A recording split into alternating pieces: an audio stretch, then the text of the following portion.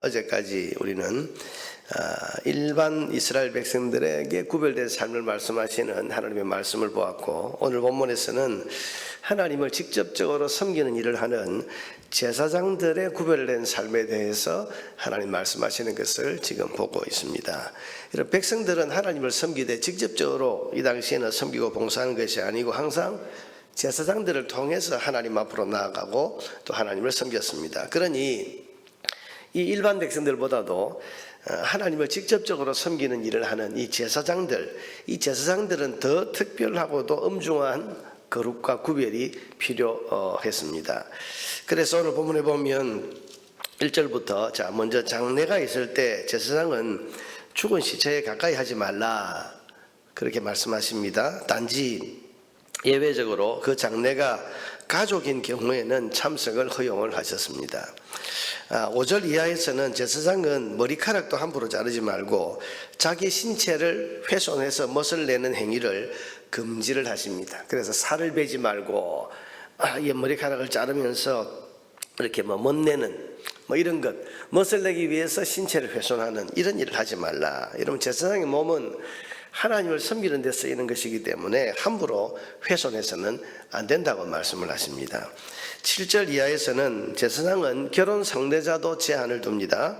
그래서 여기 보면 비난받을 여지가 있는 결혼을 하면 하나님의 영광을 가릴 수 있기 때문에, 그래서 결혼에 있어서도 구별된 그런 대상자를 찾아서 해야 된다 그렇게 말씀합니다. 9절에서는 제사장의 딸 이야기를 하는데 가족들도 정결함을 유지해야 되고, 제사장의 딸, 가족이 정결함을 깨뜨렸을 때에는 즉시 처벌을 해서 제사장 집안의 악을 없애야 된다 그렇게 말씀을 하십니다. 이것은 제사장들은 가정생활, 자녀 교육에도 신경과 관심을 써서 흠이 없어야 된다. 그러니까 하나님의 영광 가릴 만한 어떤 요소들은 다 조심하고 주의하고, 또 그것이 혹시 잘못되었을 때는 빨리 그것을 제거해서 처리를 해서 제사장이 비난받지 않아요. 이러면 하나님 섬기는 제사장이 비난을 받게 되면 하나님 영광을 가리우게 되는 것이니까 이 제사장들에게는 더 엄격한 구별과 거룩함을 요구하고 있는 겁니다. 자, 이제 10절 이하에서는 제사장보다 더 가까이에서 하나님을 섬기는 대제사장의 성결에 대한 말씀을 하고 있습니다. 여기 보면 대제사장은 어떤 장례, 아마 이게 성소에 들어가서 공적인 어떤 직무를 수행하고 있는 기간을 이야기하는 것 같아요. 여러분, 공적인 직무를 수행하고 있는 이 제사장이 심지어는 부모의 장례에도 참여하지 말라. 그래서 12절에 보면 그 성소에서 나오지 말며 그의 하나님 성소를 속되게 하지 말라. 그러니까 여러분, 제사장들은 아까 보면 가족의 장례에는 참여를 했습니다. 아마 일을 하다가도 이제 가족의 장례가 나면 가서 가족 장례를 하도록 허용을 했는데, 대제사장은 직무를 수행하는 데서 다른 사람 대체할 사람이 없습니다. 그러니 대제사장은 심지어 부모의 장례에도 참여하지 말고 성소에서 그 직무를 다해야 되고 성소에서 나오지 말라. 여러분, 대제사장은 공적인 직분으로서 개인 생활보다 하나님을 섬기는 공적 직분 수행을 더 우선적으로 해야 된다.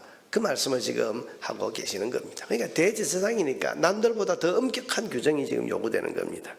13절에서는 대제사장의 결혼 대상자를 말씀하시는데, 앞에 나오는 제사장과 비교를 해보면 여기에 과부가 추가가 되어 있습니다. 그래서 과부까지 결혼할 수 없다 그렇게 지금 말씀을 합니다. 제사장은 남편을 이런 그 사별한 여인과는 결혼할 수 있지만 대제사장은 그것도 허용이 안 된다 그런 말입니다. 그만큼 제사장보다 더 엄격한 규정을 적용함으로써 이 대제사장은 더 특별하게 구별된 사람이라는 사실을 강조하고 계시는 겁니다. 16절 이하에서는 신체적인 결함이 있는 제사장들은 제사장이 음식을 먹을 수는 있지만, 그 아론의 자손들이라 나오는데 아론의 자손들은 제사장입니다. 그 가운데 여러분 간혹 병든 사람이나 혹은 장애인이나 이런 자녀가 나올 수 있지 않겠습니까? 신부는 제사장이지만, 그래서 음식을 먹을 수는 있지만, 그럼 제사장은 뭘 먹고 삽니까? 제사 드린 음식, 성소에 속한 음식만 먹는 거예요. 그러니까 아론의 자손 중에 흠이 있거나 혹은 또 육체적으로 신체적으로 결함이 있거나 장애를 가졌거나 병이 들었거나 이런 사람들에게 음식은 먹고 살아야 되니까 허용하셨지만은 직무는 수행하지 못하도록 그렇게 규정을 해 놓으셨습니다. 이것은 그 당시 기준을 봐서 하나님의 완전하심을 훼손한다고 그렇게 사람들이 생각하는 그런 기준이기 때문에 이것을 하나님 말씀하시는 겁니다. 자, 여러분 보세요. 거룩은 구별하는 것입니다. 다른 것과 구별하는 거예요. 근데 이 구별되는 것을 통해서 자신이 하나님을 섬기는 사람이다, 하나님께 속한 사람이라는 사실을 드러내는 겁니다. 여러분 보세요. 소속이 다른 사람은 다르게 살아야 자기가 누구에게 속해 있는지를 확인하고 또 드러낼 수 있는 겁니다. 똑같이 살면 저 사람이 누구에게 속해 있는가는 몰라요.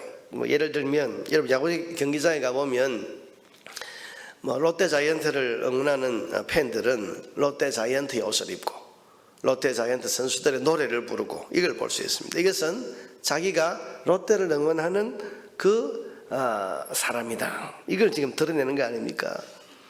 요즘 가수들의 공연을 보면 가수들마다 색깔이 있더라고요. 보니까 어떤 가수가 나오면 파란색 풍선을 확 들고 파란색 그 수건을 막 흔들고 이렇게 하고, 어떤 또 가수가 나오면 노란색 풍선을 들고 노란 수건을 흔들고, 어제 보니까 BTS 아이들은 보라색이 자기들 색이라 그러더라. 그래가지고 이 팬들은 전부 보라색 옷을 입고 그렇게 응원을 하고 또 같이 노래를 부르고 그렇게 하지 않습니까? 이게 뭡니까? 내가 당신을 좋아하고 있고 내가 당신을 응원하고 있는 사람이라는 것을 옷으로, 색깔로, 환호로 남들과 구별되는 것으로 지금 자기를 그렇게 드러내고 표시하는 것 아닙니까? 여러분, 레위기에 나오는 이 많은 규례와 법도들은 이스라엘이 하나님께 속해 있다, 하나님을 사랑하고 하나님을 섬기는 사람이라는 것을 드러내는 그런 것입니다. 그래서 이 거룩과 구별에 대한 규례, 이 법도를 지킴으로써 나는 하나님께 속한 사람이다. 여러분, 레위기에 나오는 많은 말씀들을 생각해 보세요. 천하만국 백성 가운데에서 안식일을 지킵니다. 10계명을 따릅니다. 5가지 제사를 드립니다. 오늘 본문처럼 해야 할 것, 하지 말아야 할 것을 지키고 행합니다. 또 레위기에 나오는 정결한 음식을 먹고 정결하지 않은 음식을 먹지 않고, 이걸 가지고 뭘 드러내는 겁니까? 그들이 하나님께 속한 구별된 백성, 나는 하나님을 섬기는 사람입니다 하는 것을 세상 다른 민족과 구별하는 것이 이 레위기에 나오는 많은 규례와 법도의 의미인 것입니다. 그러니 여러분, 이런 규례와 법도를 지키는 것을 감사하게 여기고 자부심을 가져야 돼요. 자랑스러움을 가지고 지켜나가야 하는 것입니다. 여러분, 이것을 의미를 모르면 왜 하나님이 우리가 이걸 먹고 이거는 먹지 말라고 했나? 하나님께서 왜 이런 제사, 까다로운 이런 규정을 만들어서 이렇게 하라고 했나? 이 속박으로 생각하면 이건 이 규례와 법도를 잘못 받아들이는 겁니다. 이건 우리가 하나님께 속했다는 것을 드러내는, 그래서 내가 하나님을 사랑하고 있고 하나님을 섬기는 사람이라는 것을 삶을 통해서 구별을 통해서 지금 나타내는 것이기 때문에 이것을 자랑스럽게 여기고, 여러분, 그렇게 우리가 살아가야 하는 겁니다. 오늘 우리 그리스도인들도 그렇습니다. 오늘 우리가 말씀대로 사는 것, 예수님이 주신 새 계명을 따라서 하나님 사랑, 이웃 사랑의 삶을 사는 것, 여러분, 이것은 우리가 하나님께 속한, 하나님을 사랑하고 하나님께 속해 있는 사람이라는 것을 드러내는 표식이라고 할 수 있습니다. 왜 주의를 지키냐? 하나님 사랑하고 예수님 섬기는 사람이기 때문에. 왜 우리는 우상에게 절하지 아니하고 귀신 섬기는 제사에 참여 안 하고, 이건 할 수 없는 게 아니라 여러분, 우리 하지 않는 거예요. 왜? 이게 내가 하나님을 사랑하고 예수님께 속한 그런 그리스도인이라는 것을 드러내는 그런 표식이기 때문에 그런 것이고, 왜 남들보다 더 하나님 사랑, 이웃 사랑, 왜 이런 삶을 더 열심히 이렇게 살아가냐? 내가 하나님 사랑하니까, 하나님께 속한 사람이니까 이 사랑하는 삶을 통해서 내가 그리스도께 속한 사람이라는 것을 드러내는 겁니다. 여러분, 요한복음 13장 34절 35절에 보면 주님 하신 말씀이 있습니다. 새 계명을 너희에게 준, 이 새 계명, 나를 따르는 내게 속한 사람은 이제 이 새로운 계명을 지켜야 된다 하고 새로운 계명을 주셨는데, 그게 뭡니까? 서로 사랑하라. 내가 너희를 사랑한 것 같이 너희도 서로 사랑하라. 그러면서 그 뒤에 하신 말씀이 너희가 서로 사랑하면 이로써 모든 사람이 너희가 내 제자인 줄을 알리라. 우리가 예수님이 제자라는 사실을 사람들이 뭘 통해서 알게 되느냐? 우리가 서로 열심히 사랑하고 사랑하는 삶을 사는 걸 봅니다.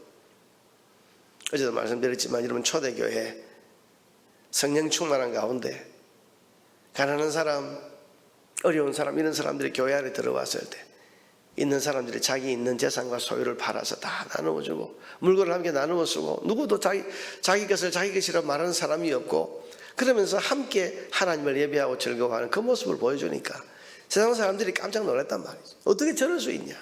저 사람들이 예수 믿는데, 예수 믿는 사람들이 어떻게 저럴 수 있냐? 그 모습을 보고 그들이 그리스도인은 저런 사람이구나, 저 사람들이 그리스도께 속한 사람이구나, 그걸 아는 겁니다.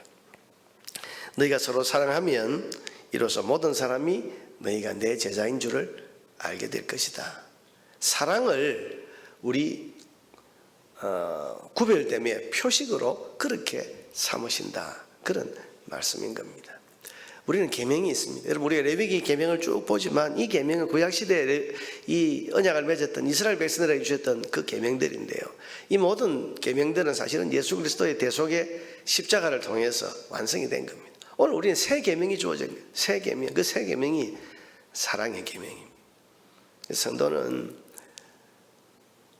언제나 어디에서나 무엇을 하든지 하나님 사랑, 이웃 사랑, 사랑의 삶을 사는 것.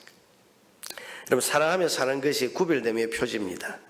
구약시대 백성들과 제사장들이 레위기의 법도와 규례로 자신들이 하나님이 구별하신 거룩한 백성이라는 것을 드러낸 것처럼 오늘 예수 믿는 우리는 사랑으로 사는 것이 우리 그리스도인의 구별된 표식입니다. 이로써 너희가 내 제자인 줄을 알게 되리라. 오늘도 우리가 사랑의 계명을 받은 사람들, 이 사랑의 계명을 통해서, 실천함을 통해서 우리가 예수님께 속한 그리스도인이라는 사실을 드러내야 되는 그런 구별된 삶을 살아야 할 사람이라는 사실을 여러분 기억하고, 우리의 구별됨을 오늘도 사랑의 삶을 통해서 드러내며 살아갈 수 있는 우리 모두가 될 수 있기를 주님의 이름으로 축원합니다.